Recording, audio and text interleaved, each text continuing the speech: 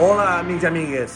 Avui assistireu a una classe de tècnica oriental. Perquè, fills, ha arribat per fi el moment en el que sigueu instruïts en el noble art del reomplir.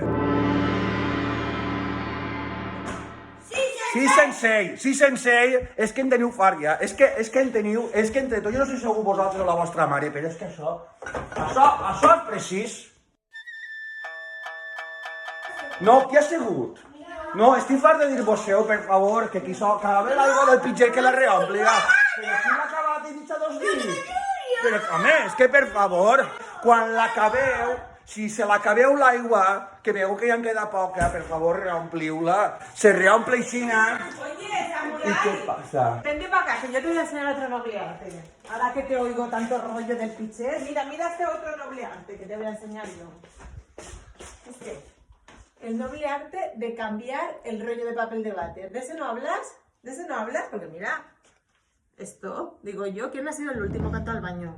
¿Quién ha sido el último? El últim que ha sigut jo. Vale, entonces, Sí, ¿es pero que tú lo ves normal dejarlo no, así? yo lo que te digo, ahí que queda papel, es que es una cuestión de consumisme, que eres una ahí que queda papel, Yolanda. ¿Papel para qué? Si tú consideras que con esto te limpias, me da vergüenza, ¿eh? Me da vergüenza. Vergüenza y asco.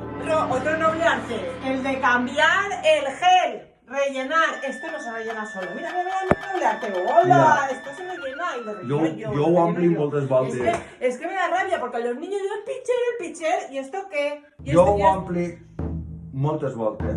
I també estic fart de dir-te que és millor la pastilla de sabó de tota la vida. La pastilla de sabó de tota la vida. La pastilla de sabó que a les abueles ficaven en els calaixos para que la roba fera olor. La pastilla de sabó sostenible no l'has de reomplir i quan s'acaba, s'ha acabat. Escucha, ¿hablamos del noble arte de la bolsa de la basura? ¿De que no baja sola? O eso ya otro día, ¿no? Este silencio es muy incómodo, de poesía. Es que no te puedes hacer esos vídeos, sales perdiendo. ¿Qué?